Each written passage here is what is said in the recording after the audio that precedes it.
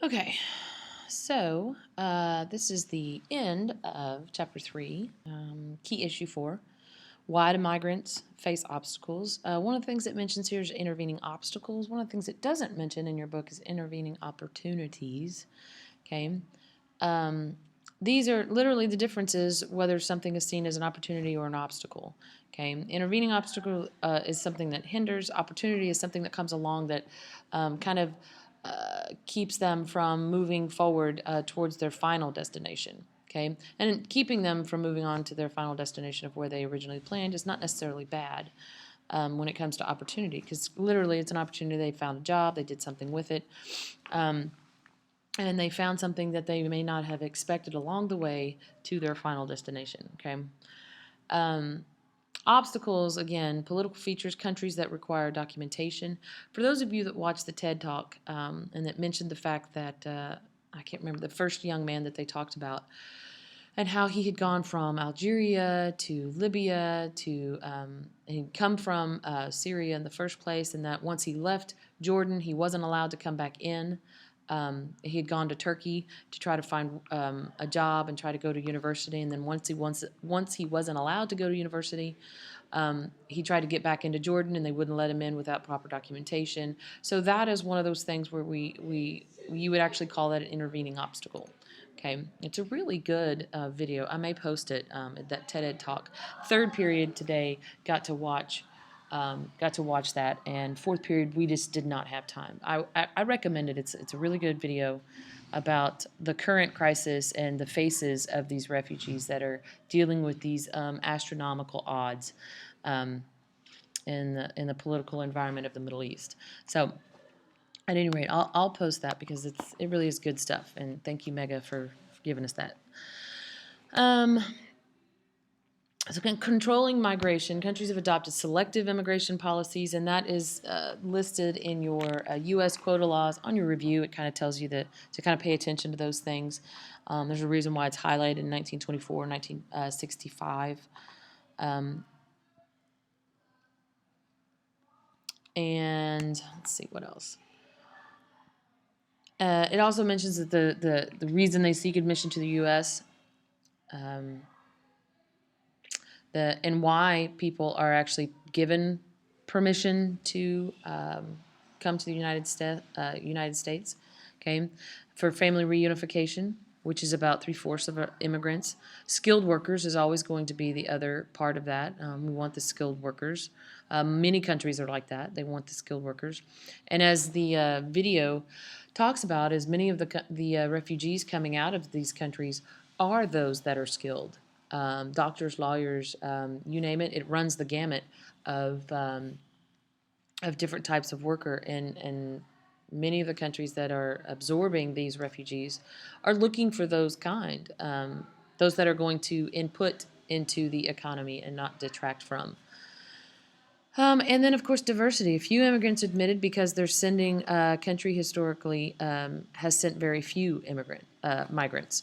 So again, allowing it because it's not really the norm, and it creates diversity within the United States. Okay. Then you have unauthorized immigrants. Okay, those who are entering the country without proper documents. It mentions that on page 101 when it talks about what they are, the controversy in which they are called. Okay, unauthorized immigrant, meaning the term that preferred by the academic observers. Undocumented immigrant is preferred by the groups that advocate for the rights. So undocumented is more of a positive term. And then illegal alien is the term preferred by groups who favor tougher restrictions, which is takes on a more of a negative tone to it. Those that are kind of anti-immigrant immigration, or at least stronger enforcement or restrictions, typically refer to them as illegal aliens. All the same thing, but again, depending on what perspective you're taking, and that's on page 101. And then it talks about their source country, the characteristics of those unauthorized immigrants. Okay, roughly 58% of them immigrate from Mexico. All right, which was on the quiz. Children, estimated 11.2 million unauthorized immigrants. Nearly 1 million are children. Okay, so it's not the norm, but it is about 10%. of those that are immigrating are children. Okay. And then unauthorized immigrants have given birth to the 4.5 million children on U.S. soil, making the children U.S. citizens. And that was one of the derogatory terms that we talked about that's been out in the news recently about, again, the term anchor babies, where they come in and they give birth to them, and due to the U.S. laws, they are granted citizenship and then less likely to deport the mothers because of that. So, it also gives you this nice little graph of where people are coming from Mexico, from other countries, and then the total number. And then the years in the U.S., the duration of residency has increased for unauthorized immigrants. And we talked about that with the advent of NAFTA and stricter policies along the border of the United States, where your typical immigrant is not just your young male trying to find work and then sending money, remittances home to their family, but it's more and more often larger families that are coming and staying, and the border is not as fluid as it used to be 20, 30 years ago. Okay, and so there's a direct correlation with the increased duration of those unauthorized immigrants. And then in 2010, 35% of the adults had been in the U.S. for at least 15 years. Okay, and that really, and this is your unauthorized immigrant. So these are the people that still have not yet gained their citizenship status. And we've learned throughout this study and this look that this is just not an easy process. Okay, from the description that Ms. Durbin gave us on Tuesday, it's just not that easy to stand in line and go get your papers. It's a difficult process. And there's also a fear factor for immigrants that if they let it be known that they are, especially those that are particularly unskilled, if they let it be known that they are immigrants, there's a fear that they will be deported before they ever get the chance to get the proper paperwork done. So there's a lot of hesitation in that regard as well. Okay, approximately 1 million unauthorized immigrants are employed in the United States in a lot of the jobs that, I think your book says it, that are the least likely to be taken by U.S. citizens. Okay, and Texas and California have the largest number of them.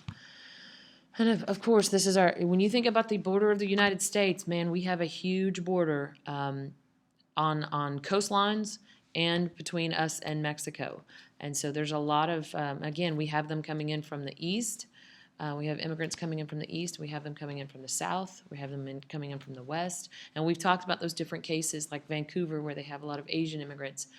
And that's in North America, of course, not the U.S. But, and California, if you've been to California, there's a large Asian population there. In San Diego and Sacramento. Also, Florida, Cuban population there. So we have a vast coastline and border and huge country where there are concerns for where immigrants are coming in from. And then it talks about Mexico's border with the United States and the reasons why they enter illegally, employment opportunities, family reunification, better way of life. And again, in that video we watched during third period today, it talked about why the two questions that he posed at the very end were, what do we consider a better way of life, and what would we be willing to do to achieve that? And when you think of those that are trying to escape impoverished areas, those are the two questions that they are trying to answer. How do we get a better way of life, and what am I willing to do to achieve it? Which is why the video is just phenomenal. So, at any rate, when you look at Mexico, what's really kind of complicated about them is that the residents of northern Mexico wish for compassion to be shown to unauthorized immigrants. However, residents of southern Mexico are less tolerant because of the number of unauthorized immigrants entering Mexico from Guatemala. So that becomes really problematic when they would like the United States to become to be more lenient in the immigration scope, but yet they're not willing to be, or less willing to be tolerant of those being immigrating from Guatemala. Okay, so it makes it really kind of complicated policy. And that is an image from Google Earth of what it looks like. Okay, so the immigration concerns. Let's see, where am I? How many more Slidos do I have? Holy monkeys, that's a lot. Okay, we're getting there. We're getting there, I promise. Okay. So they talk about Border Patrol. They talk about workplace. There's not really anything else that's not listed here that you can't read yourself. It does mention this as far as where migration is happening within Europe, and take note of that because there will be a question about that where most of your immigrants are coming from. Notice this stark line between the East and the West. Okay, you've got a large portion of them coming from the East, which is your old Cold War era countries, and going to your more core developed countries in the West. Okay. They also talk about the concerns in Europe, population growth in Europe fueled by immigration from other regions, which again currently is coming from either North Africa, predominantly Syria, Turkey, and that's again that's what is kind of important to note here. Okay, their biggest fear is that the host country's culture will be lost. That is a huge fear when you're talking about cultural changes in the cultural landscape of different languages coming in, different religions coming in, different foods.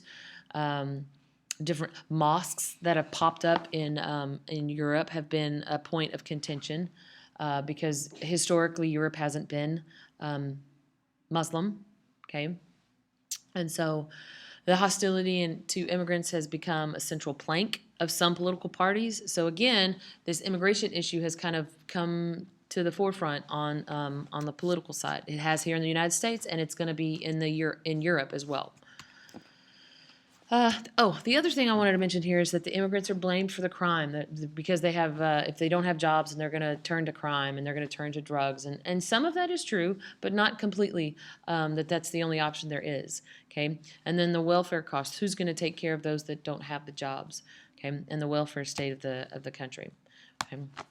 And then it talks about Europeans as immigrants, those that are living in inhospitable climates. Okay. That they move, okay? Europe was the source of most of the world's immigrants during the 19th century. When they were leaving, the population was really large, okay? Then most Europeans fear losing their cultural heritage to that of the new immigrants. If you are losing enough Europeans to immigration and gaining more immigrants from other parts of the world, there's a good chance that your culture is going to change significantly, and that is the concern. Characteristics of migrants. Again, Ravenstein noted most long-distance migrants are male, that they're adult individuals rather than families, and that the long-distance, what I mentioned in one of my other videos was that kinship links and technology has changed some of that. Okay. More males migrated to the U.S. during the 19th century. About 40% of the immigrants in the U.S. are young adults between the ages of 25 and 39. And the recent immigrants to the U.S. tend to be less educated than the U.S. citizens, okay, which is, again, another concern for the U.S., okay? Okay, so in summary, you can look over this and pause it if you would like to. I'm not going to read that, but this is just a summary. I will also post this particular Nearpod on this Weebly site so that you can access it if you want to go back and peruse through the information. Okay? And good luck. Have a good weekend. And I will see you on Monday.